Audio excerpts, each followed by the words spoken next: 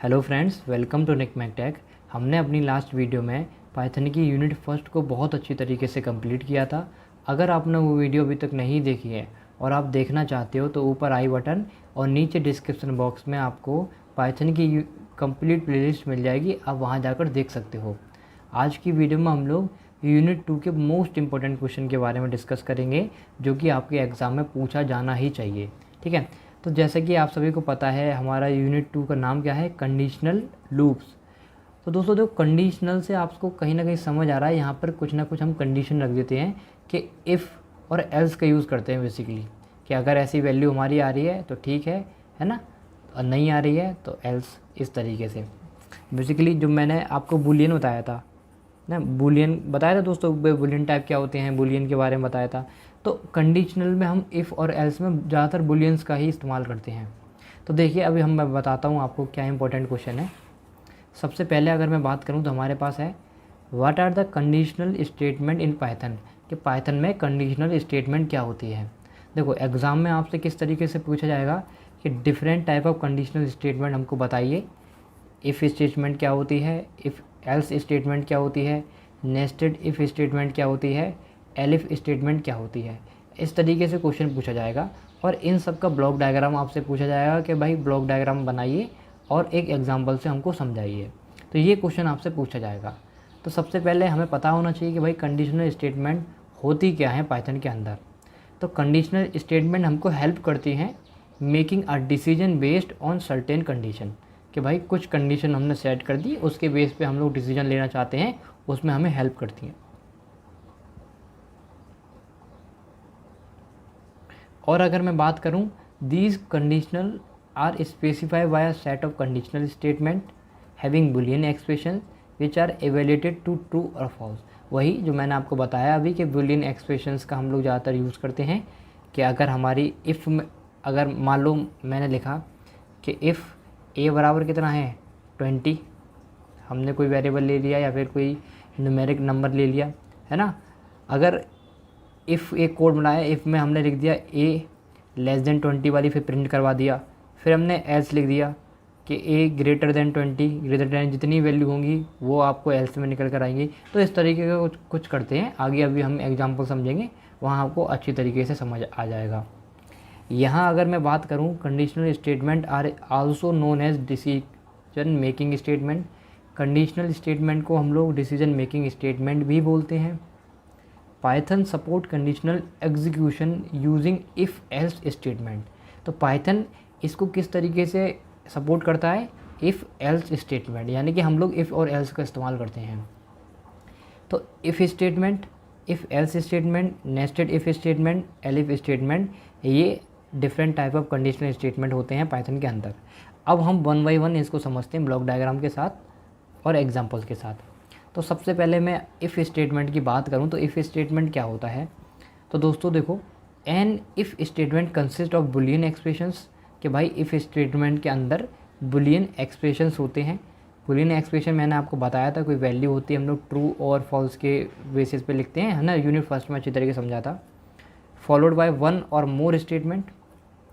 When an if clause conditional is provided, कि मान लो हमें कोई भी इफ़ की एक कंडीशन दे रखी है दोस्तों, if condition is true then block statement return if condition will be executed. अगर हमने इफ़ में कोई भी दोस्तों कंडीशन लगा रखी है ना, तो अगर वो कंडीशन ट्रू निकल कर आती है, सही है अपनी, तो वो हमारा जो कोड है वो एग्जीक्यूट हो जाएगा, और वरना एग्जीक्यूट नहीं होगा।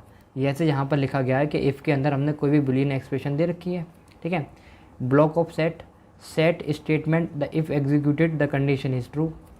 तो यानी कि आप अगर सिंटैक्स लिखना चाहो तो सिंटैक्स लिख सकते हो, वरना ये 2 पॉइंट आप लोग लिखना, उसके बाद डायरेक्ट फ्लो चार्ट पर आना और एग्जांपल से। अगर मैं फ्लो चार्ट की बात करूँ तो यहाँ पर हमें मान लो कोई भी हमने कंडीशन सेट करी, तो अगर वो कंडीशन हमारी ट्रू है तो हमारा स्टेटमेंट क्या होगा, प्रिंट होकर आ जाएगा, वरना प्रिंट होकर नहीं आएगा, ऐसा कुछ होता है इसके अंदर। तो दोस्तों फ्लो चार्ट आप लोग इस तरीके से बना सकते हो। एग्जाम्पल से इसको समझिए कि भाई इफ़ स्टेटमेंट का हम लोग यूज़ कैसे करते हैं, ये आपके लिए इम्पोर्टेंट है। तो आपको क्या करना है, जब इफ़ स्टेटमेंट आपसे एग्ज़ाम में पूछा जाए तो सबसे पहले ये पॉइंट लिखना कि फर्स्ट पॉइंट और सेकंड पॉइंट, ठीक है। फिर लिखने के बाद आप ये वाला ब्लॉक डायग्राम बनाना, ये मैं आपको दिखा देता हूँ, बहुत सिंपल सा है। फिर यहाँ पर एग्जाम्पल लिखना। अब देखो एग्जाम्पल से आपको समझ आएगा कि भाई बेसिकली इफ़ का हम यूज़ किस तरीके से करते हैं। मान लो हमने कोई भी वेरिएबल लिया है ना, वेरिएबल की हमने वैल्यू ले ली 100, तो हमने लगाई इफ़ स्टेटमेंट लगाई, इफ़ वेरिएबल इक्वल टू 100। अगर वेरिएबल 100 है तो print value of expression is 100, है ना। तो हमने ये लिख दिया कि भाई वैल्यू ऑफ एक्सप्रेशन इज़ 100, हमने एक स्ट्रिंग बना दी जिसमें हमने लिख दिया वैल्यू ऑफ एक्सप्रेशन इज़ 100। तो प्रिंट आउट गुड बाय। अगर देखो हमारा जो कोड है उसके अंदर कहीं भी दोस्तों 100 वैल्यू दे रखी होगी तो वहाँ पर हमें गुड बाय प्रिंट होके आ जाएगा। और जब हम उसको एग्जीक्यूट करेंगे तो हमारे देखो value of expression is 100, value of expression हमारी 100 है ही और हमारा वेरिएबल भी 100 था, तो इसीलिए हमारा आउटपुट कितना निकल कर आया, वो गुड बाय निकल कर आ गया। तो बेसिकली अगर हमारी जो हमने कंडीशन लगाई दोस्तों वो हमारी कंडीशन अगर ट्रू है, सही है ना, जैसे यहाँ पर हमारा वेरिएबल 100 था और हमने कंडीशन भी यही लगाई थी कि वेरिएबल 100 होना चाहिए इफ़, और अगर ऐसा हुआ तो हमें गुड बाय प्रिंट होकर आ जाएगा हमारा, है ना। तो इसीलिए हमारा आउटपुट गुड बाय प्रिंट होकर आ गया क्योंकि हमारी वैल्यू ऑफ एक्सप्रेशन 100 थी। तो इफ़ का यूज़ हम लोग जब करते हैं जब हमारी जो कंडीशन है, जो हमारे बूलियन एक्सप्रेशन है दोस्तों, ट्रू निकल कर आ रहा हो, सही निकल कर आ रहा हो तब। अब what do you mean by if else statement, कि भाई इफ़ और एल्स दोनों का, हाँ दोनों से आप लोग क्या समझते हो, explain with the help of example, example की मदद से समझिए। तो सबसे पहले आप लोग इसको समझ ही लीजिए। इफ़ एल्स में क्या होता है दोस्तों, मान लो हमने कोई भी नंबर लिया 5, ठीक है, और मैंने इफ़ की कंडीशन लगाई पहले कि नंबर ग्रेटर देन 10। अगर नंबर हमारा ग्रेटर देन 10 है, ये नंबर हमारा 5 है, अगर ग्रेटर देन 10 आ रहा है तो नंबर इज़ ग्रेटर देन 10 तो प्रिंट करना है हमको, ठीक है। फिर if print number is less than 10, अगर और हमें प्रिंट करना है कि नंबर अगर 10 से कम है तो प्रिंट करना है। तो प्रिंट जब हम करेंगे this statement will be executed, तो जब हम इसको प्रिंट करेंगे तो हमारा क्या निकल कर आएगा, नंबर इज़ लेस देन 10। ये जो हमने नंबर लिया था 5, ये लेस देन 10 है, ठीक है। तो ये एल्स वाली कंडीशन निकल कर आ गई यहाँ पर। तो यहाँ पर दोस्तों ये बोला गया है कि हमने कोई भी नंबर लिया था और हमने एक कंडीशन लगाई कि अगर ये नंबर हमारा है 5, जो नंबर है अगर 10 से कितना है, ज़्यादा है, तो हमारा क्या है, ट्रू आएगा, यानी कि इफ़ वाली कंडीशन आएगी। वरना लेस देन 10, अगर 10 से कम है तो एल्स वाला प्रिंट करें। तो हमने ये प्रिंट किया तो हमारा क्या निकल कर आया, नंबर इज़ लेस देन 10, जो हमारा नंबर है लेस देन 10, 10 से कम है 5, ऑब्वियस ही बात है। तो इस तरीके से हम लोग यूज़ करते हैं। अगर मैं इसके फ्लो चार्ट के बारे में बात करूँ तो यहाँ पर हमने कंडीशन लगाई, है ना।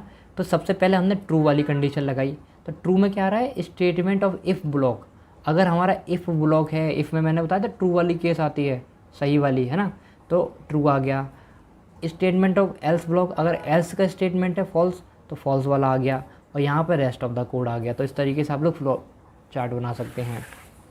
अब इसका क्या करें कि भाई आप लोग समझ लीजिए, यहाँ पर और भी पॉइंट लिखे हैं वो वाले। An if statement can be followed by an option else statement, ठीक है, which execute when the Boolean expression is false.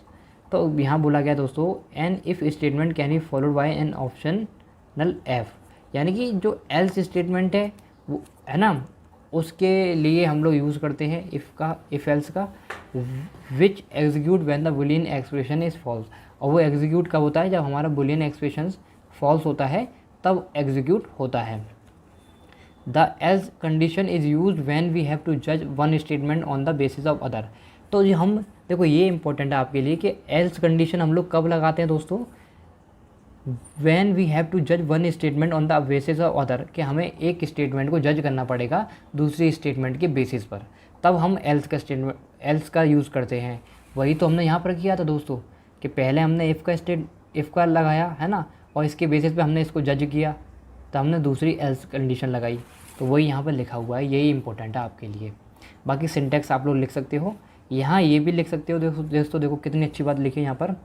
If Boolean expression हमारे पास कोई भी है, block of code set statement to execute condition is true. हम if का use कर रहे हैं जब देखो execute if condition is true, और यहाँ पर एल्स का इस्तेमाल कब कर रहे हैं, set of statement of execute if condition is false. Condition कैसी हमारी, फॉल्स है, तब एल्स का इस्तेमाल कर रहे हैं। वर्किंग यहाँ पर दे रखी है, the condition will be evaluated to a Boolean expression true और फॉल्स। आपको पता ही है, if the condition is true then statement और program present inside the block will be executed. अगर कंडीशन ट्रू है तो इनसाइड द ब्लॉक के अंदर जो कुछ है वो क्या आ जाएगा, एग्जीक्यूट हो जाएगा। अगर कंडीशन फॉल्स है the statement of program present inside else block will be executed.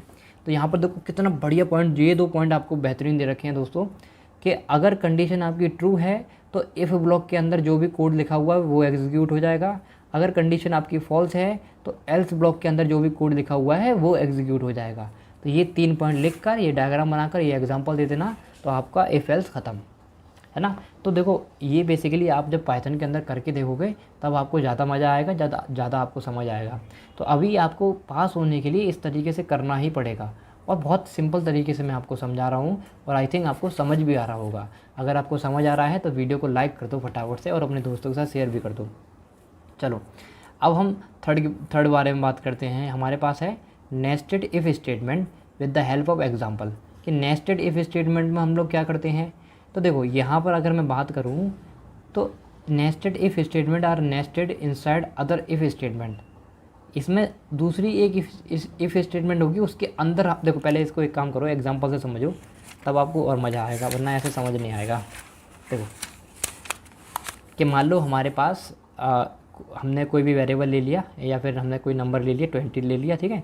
हमने इसमें क्या किया, इफ़ स्टेटमेंट लगाई कि a इक्वल टू 20, ए हमारे पास क्या है 20 के बराबर है।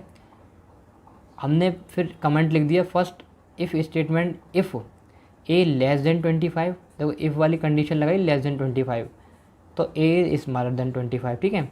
एल्स की कंडीशन लगाई कि प्रिंट करना है हमें ए इज़ ग्रेटर देन 25, अगर 25 से बड़ा है तो एल्स में प्रिंट होकर आएगा।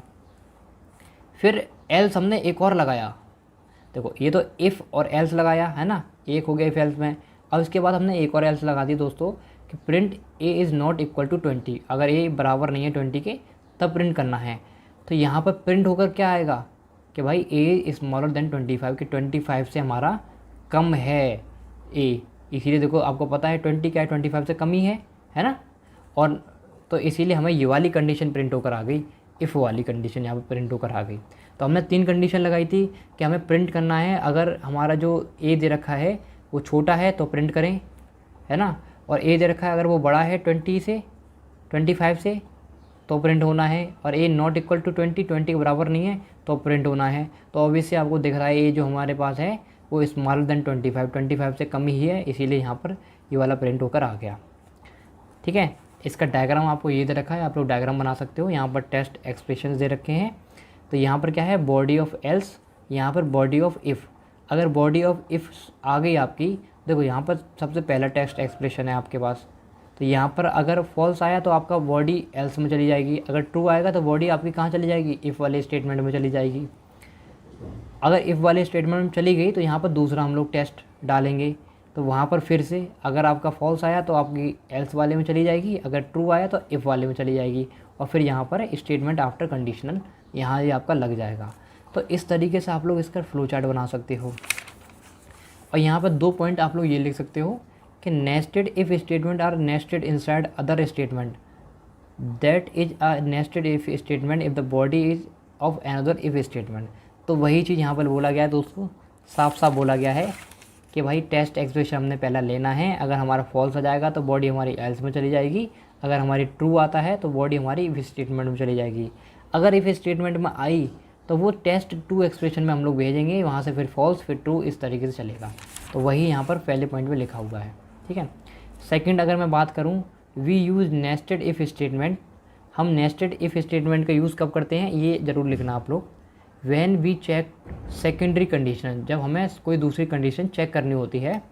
Only if first condition execute as true, अगर हमारी पहली कंडीशन सही आती है तब। देखो वही आपको डायग्राम से भी समझ आ रहा है कि अगर हमारी पहली कंडीशन सही आती है तो हम नेक्स्टेड का इस्तेमाल करते हैं, जो कि मैंने यहाँ पर ये है, अगर फॉल्स आती तो इस्तेमाल नहीं करते हैं। तो वही यहाँ पर लिखा गया है, ठीक है।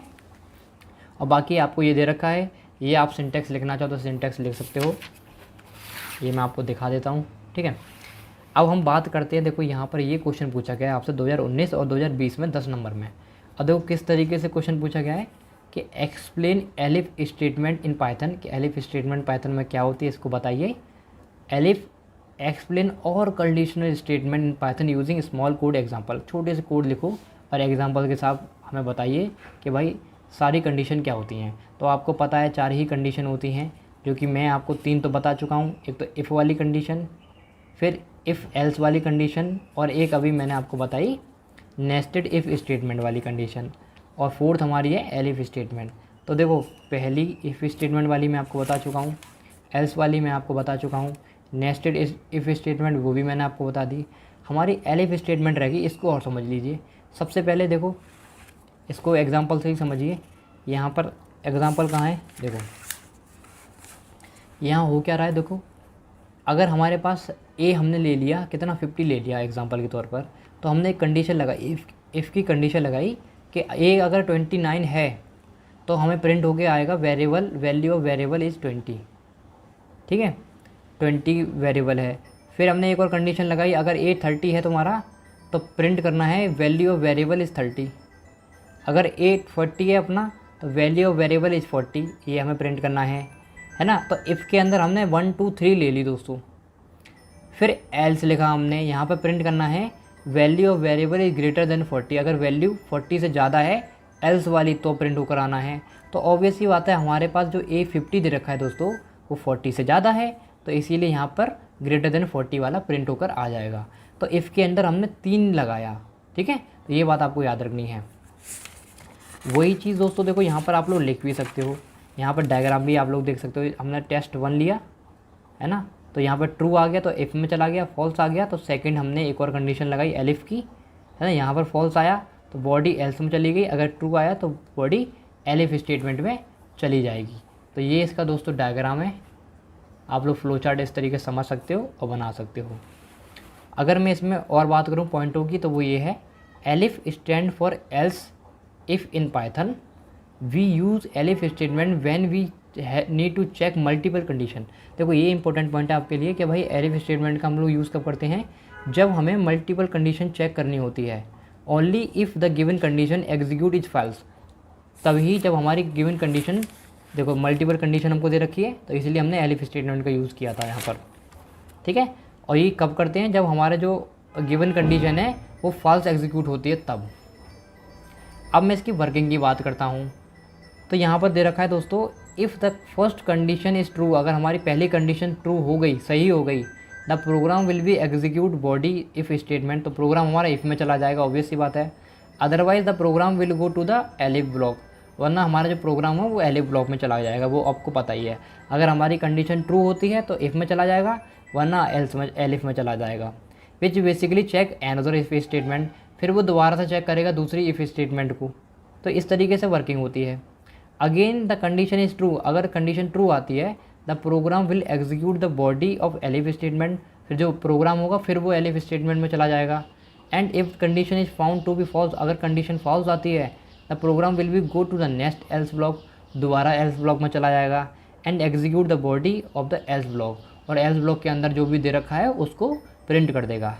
तो दोस्तों यही था आपको एलिफ स्टेटमेंट।